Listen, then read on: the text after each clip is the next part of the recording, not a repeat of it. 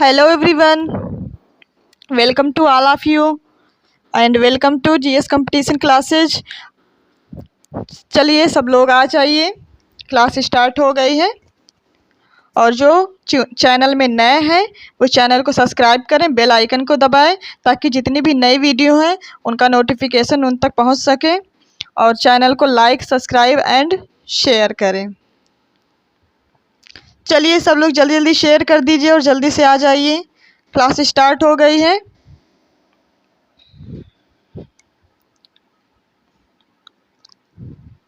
Share कर दिया ना सब लोगों ने?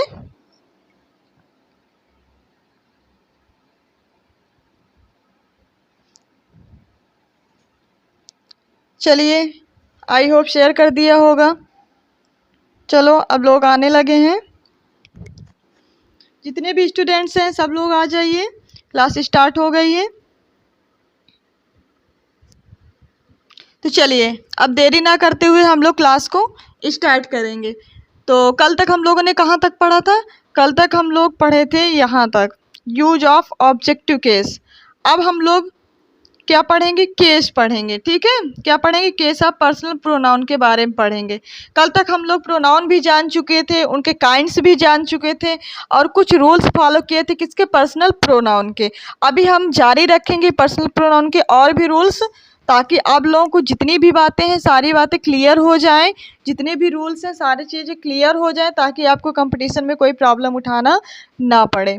ठीक है, कि मोस्ट इम्पॉर्टेंट रूल चल रहे हैं, गोल्डन रूल्स हैं। आप लोग इनको ज़रूर ध्यान में रख कर के पढ़िए और इनके नोट्स बनाइए। और अगर नोट्स नहीं बना रहे हैं तो आप वीडियो को कम से कम 2 से 3 बार वीडियो देखें, तो आप लोगों को सब चीज़ें याद हो जाएंगी। ठीक है, चलिए अब देरी ना करते हुए हम लोग क्लास को स्टार्ट करते हैं। तो चलिए, अब क्या है हमारा नेक्स्ट रूल? क्या है? The case of personal pronouns. इनके क्या रूल्स हैं हमारे? चलिए फर्स्ट रूल हम देखते हैं इनका। If two nominated between comparison as than between nominated cases pronoun used.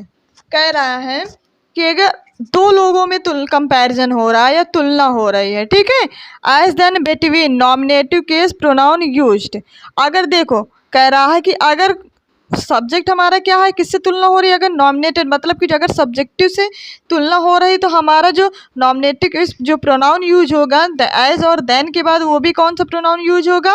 Nominative case का ही, मतलब सब्जेक्टिव केस का ही। ठीक है, अगर हम सब्जेक्ट से तुलना कर रहे हैं तो सब्जेक्टिव केस लास्ट में लगाएंगे एज देन के बाद। अगर हम ऑब्जेक्ट से तुलना कर रहे हैं तो ऑब्जेक्ट लगाएंगे। इतनी बात क्लियर हुई ना? चलिए अब नेक्स्ट हम करते हैं, इन्हीं का कुछ एग्जाम्पल देखते हैं। आपको एग्जाम्पल के थ्रू समझाते हैं। देखिए जैसे क्या है, he is as fast as I, है ना? वो कह रहा है कि वह मुझसे क्या है? बहुत ज़्यादा तेज है। ठीक है, अब ये ही क्या है? ही हमारा क्या है? ही हमारा क्या है? सब्जेक्ट है कि ऑब्जेक्ट है? जाहिर सी बात है सब्जेक्ट है, क्योंकि अगर यहाँ पे हिज होता, है ना, या हिम होता, तो वो हमारा क्या होता? ऑब्जेक्टिव केस होता है। ठीक है, लेकिन यहाँ पे क्या है? यहाँ पे हमारा है सिर्फ ही, तो ही हमारा क्या हो गया? ये हमारा हो गया सब्जेक्टिव केस।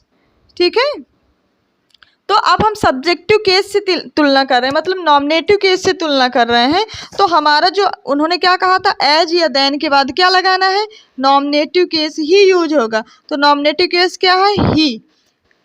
वो आई का क्या है? आई का अगर हम ऑब्जेक्टिव केस यूज करते तो यहाँ पे मी हो जाता, लेकिन इन्होंने मी नहीं लगाया, क्योंकि इन्होंने तुलना किससे की है? सब्जेक्टिव केस से, नॉमिनेटिव केस से। तो वो चीज़ें भी यहाँ पे क्या आएंगी? Nominative case. तो नॉमिनेटिव केस से सब्जेक्टिव केस क्या होता है? आई का आई ही होता है, और ऑब्जेक्टिव केस अगर होता तो मी हो जाता। लेकिन यहाँ ऑब्जेक्ट से तुलना हो नहीं रही, सब्जेक्ट से तो तुलना हो रही है, तो इसीलिए यहाँ पे क्या आ जाएगा? आई आ जाएगा। सेकंड रूल देखिए, I learn faster than he. अब किससे तुलना हो रही है? आई से हो रही है ना? आई से तुलना, आई क्या है हमारा? आई भी यहाँ पे सब्जेक्टिव केस है। क्या हो गया? सब्जेक्टिव केस है। तो सब्जेक्टिव केस यहाँ पे भी आना चाहिए, देन के बाद भी जो भी प्रोनाउन आ रहा है वो हमारा क्या हो जाएगा? वो भी हमारा सब्जेक्टिव केस हो जाएगा। तो यहाँ पे क्या लगाएंगे? ही का ही रहेगा, यहाँ पे हिम यूज नहीं होगा। ठीक है, इतनी बात क्लियर हुई ना सब लोगों को? चलिए, क्लियर हुई हो तो कमेंट करके ज़रूर बताएं कि क्लियर हो चुकी है। ठीक है, और शेयर करते रहिए। जिसने लाइक अभी तक नहीं किया है वो लाइक भी कर दे, और कमेंट करके ज़रूर बताइए क्लियर है कि नहीं। चलिए, अब नेक्स्ट रूल देखते हैं। नेक्स्ट रूल हमारा क्या है? Like, between, but, except and preposition after objective case, है ना। यहाँ पे क्या है? लाइक, बिटवीन, यहाँ पे कुछ गड़बड़ हो गई है, बट, एक्सेप्ट, ये वर्ड हैं। लाइक हो गया, जैसे बिटवीन हो गया, बट हो गया, एक्सेप्ट हो गया, है ना। इनके बाद क्या आ जाएगा? हमेशा प्रीपोजिशन। क्या यूज होगा? प्रीपोजिशन। और प्रीपोजिशन के बाद जो भी हमारा नाउन प्रोनाउन आएगा वो हमेशा किस पे यूज होगा? कौन सा केस होगा? ऑब्जेक्टिव केस पे यूज होगी। ये भी बहुत ध्यान में रखने वाली बातें हैं। क्या हो जाएगा? ऑब्जेक्टिव केस पे यूज होगा। तो ये लिट नहीं, यहाँ पे क्या है? लेट है। क्या है? लेट है, ये वाला वर्ड। ठीक है, सॉरी। चलिए, ठीक, अब इनका हम एग्जाम्पल देखते हैं। उन्होंने क्या कहा कि लाइक हो, अगर सेंटेंस में क्या हो? लाइक हो, या बिटवीन हो, या लेट हो, या बट हो, या एक्सेप्ट हो, है ना। इसके बाद अगर कोई भी प्रीपोजिशन लगा है, या उसके बाद जो भी हमारा केस यूज होगा वो हमेशा ऑब्जेक्टिव केस यूज होगा, मतलब सब्जेक्टिव केस यूज नहीं होगा। तो देखिए क्या है हमारा, जैसे यहाँ पे क्या हुआ एग्जाम्पल में, let me handle the case. Let me handle the case. अब लेट क्या हो गया हमारा? देखिए, लेट वर्ड आया ना, मैंने बोला था ना कि अभी इसमें कि लेट आना चाहिए। अगर लेट आ रहा है तो उसके बाद जो भी हमारा नाउन प्रोनाउन आएगा वो किस पे यूज होगा? वो यूज होगा हमारा ऑब्जेक्टिव केस पे। किस पे यूज होगा? ऑब्जेक्टिव केस पे। तो जो हमारे प्रोनाउन यूज हुआ है मी, अगर यहाँ पे आई होता तो वो रॉन्ग हो जाता, क्योंकि हाँ उसने बोला है कि लेट के बाद जो भी ऑब्जेक्ट आएगा, वो जो भी प्रोनाउन आएगा वो किस पे यूज होगा? ऑब्जेक्टिव केस पे यूज होगा। ठीक है, तो यहाँ तक क्लियर हुई बात ना? तो यहाँ पे बिल्कुल ये सही लिखा हुआ है, let me handle the case, है ना, बिल्कुल सही लिखा हुआ है ना, let me handle the case. चलिए एक सेकेंड।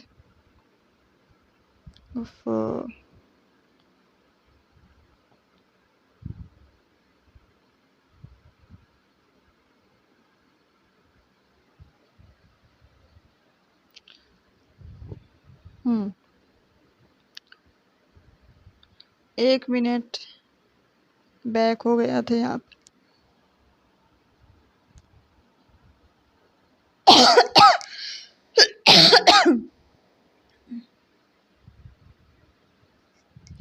चलिए आगे देखिए, बैक हो गया था अभी। तो चलिए अब नेक्स्ट रूल हम देखेंगे। क्या नेक्स्ट हमारा है? To object between comparison as than after objective case pronoun used. मतलब कह रहा है अगर दो ऑब्जेक्ट है ना के बीचों के बीच मतलब क्या हो? कंपैरिजन हो, तो उसके बाद जो एज या देन यूज होगा, उसके बाद जो भी हमारा प्रोनाउन यूज होगा वो कैसा प्रोनाउन यूज होगा? ऑब्जेक्टिव केस पे। अगर दो लोगों में तुलना हो रही है, कंपैरिजन आ रहा है, तो उसके बाद जो भी प्रोनाउन हमारे यूज होगा वो किस पे यूज होगा?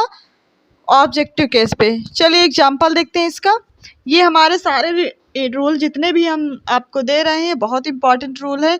ये कंपटीशन लेवल पे ज़रूर पूछे जाते हैं, या तो ये कॉमन एरर के थ्रू पूछ लिया जाएगा या तो मल्टीपल चॉइस क्वेश्चन के लेवल से पूछ लिया जाएगा। ठीक है, चलिए देखिए एग्जाम्पल क्या है। I know you as much as him.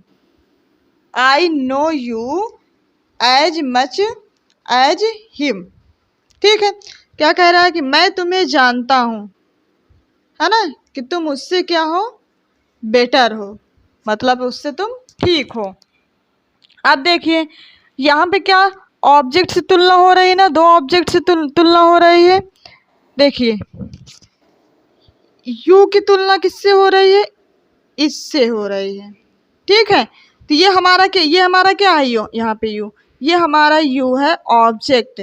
तो ऑब्जेक्ट की तुलना किससे की जाएगी? ऑब्जेक्ट से की जाएगी। अगर यहाँ पे ही होता तो ही का क्या हो जाता? हिम। क्या हो जाता? हिम। लेकिन यहाँ पे हिम तो ऑलरेडी लगा हुआ है, तो जाहिर सी बात ये तो सही हो जाएगा। ठीक है, क्लियर हुई ना बात?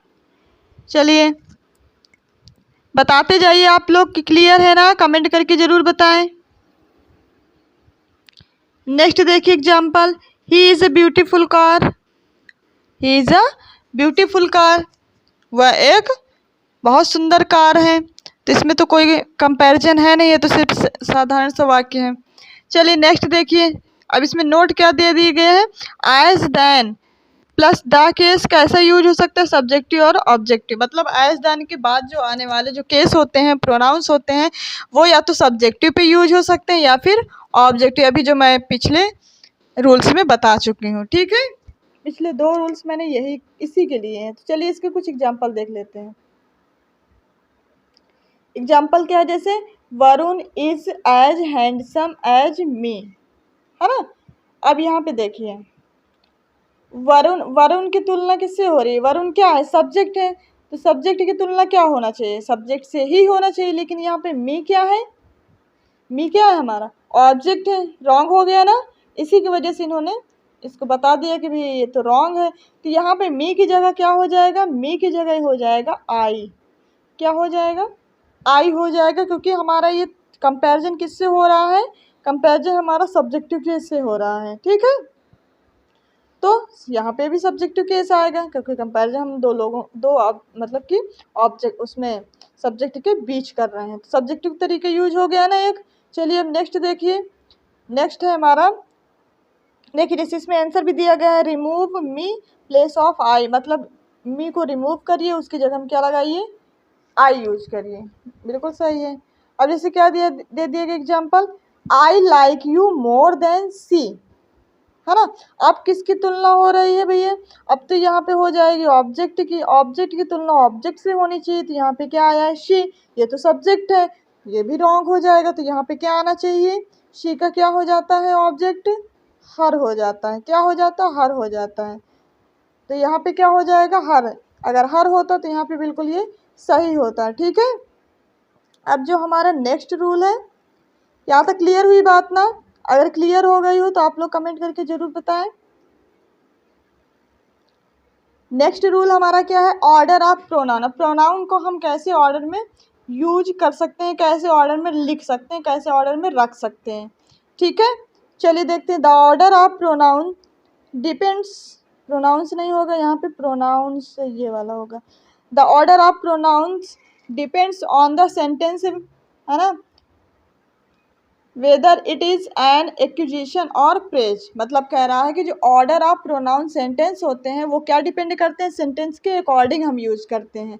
अगर सेंटेंस में किसी एक्यूजिशन मतलब किसी आरोप या दोषी को ठहराया जा रहा है तो वहाँ पे दूसरा लगाएंगे ऑर्डर, और अगर किसी की प्रेज की जा रही है तो वहाँ पे दूसरा ऑर्डर यूज करेंगे। 2 ऑर्डर होते हैं। देखिए फर्स्ट ऑर्डर क्या है हमारा?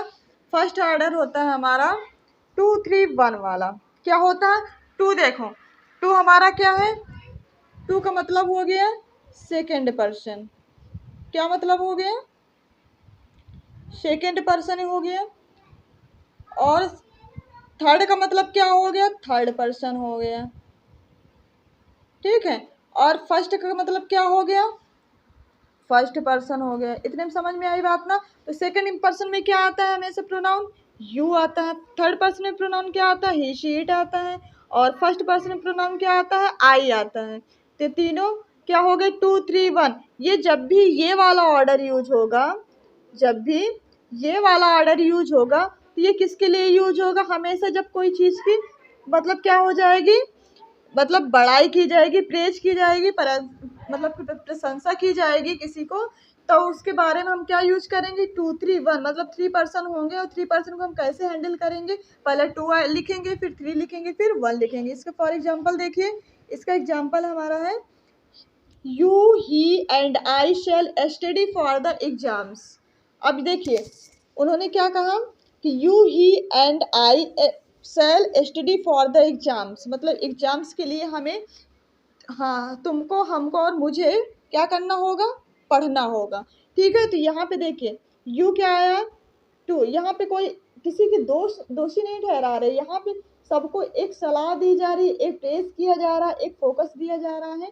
तो यहाँ पे क्या आएगा, जाएगा ये वाला रूल्स फॉलो होगा, 2 3 1 वाला रूल्स फॉलो होगा। ठीक है, समझ में आई बात ना। तो यहाँ पे पहले क्या हम लिखेंगे, सेकंड पर्सन, फिर थर्ड पर्सन, फिर फर्स्ट पर्सन, फिर इसके बाद पूरा सेंटेंस। ये समझ में आ गया ना। अब सेकंड हमारा क्या है, सेकंड ऑर्डर देख लीजिए। सेकंड ऑर्डर है आई यू एंड ही। ये किसके लिए यूज होगा, 1 2 3। 1 का मतलब क्या हो जाएगा, फर्स्ट पर्सन। 2 का मतलब क्या हो जाएगा, सेकंड पर्सन। 3 का मतलब क्या हो जाएगा, थर्ड पर्सन। ठीक है, फर्स्ट में क्या आ गया, अब आई आ गया, सेकंड में यू हो गया, थर्ड में ही हो गया, ही शी इट।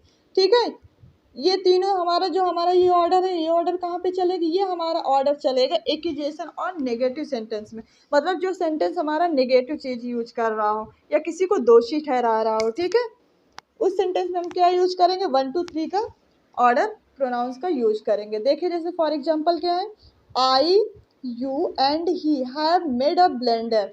मतलब मैंने, तुम, हाँ, मैंने और तुमने और उसने, तीनों ने क्या कर दिया, बहुत बड़ी मिस्टेक कर दी।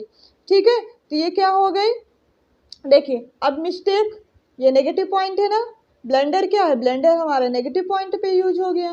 तो ये हमारा क्या हो गया, ये वाला रूल फॉलो हो जाएगा, ये वाला ऑर्डर फॉलो हो जाएगा। तो इसमें क्या करना है, सबसे पहले फर्स्ट पर्सन यूज करना, हमने फर्स्ट यूज कर दिया, सेकंड, सेकंड, फिर थर्ड, उसके बाद वह सारा सेंटेंस। इतनी बात क्लियर हुई ना सब लोगों को। देखिए मोस्ट इंपॉर्टेंट प्रोनाउंस यूज हो रहे हैं यहाँ पे, ऑर्डर भी हमने बताए हैं। ये ऑर्डर बहुत ज़्यादा पूछे जाते हैं कंपटीशन पे, तो प्लीज़ आप इन लोगों को नोट डाउन कर लीजिए। ठीक है, और अगर नहीं नोट डाउन करना है तो वीडियो को आप कम से कम 2 से 3 बार आप इसको देखिए, ताकि आपको ये चीज़ें बिल्कुल से याद हो जाए और ताकि आप कंपटीशन पे इनको बिल्कुल सही करके आए। ठीक है, ये सेंटेंस पे भी यूज हो सकते हैं, या तो ये मल्टीपल चॉइस क्वेश्चन पे पूछे जा सकते हैं, कॉमन एरर्स पे भी पूछे जा सकते हैं। किसी भी तरीके से आपको एग्जामिनेशन हॉल पे ये देखने को जरूर मिलेंगे।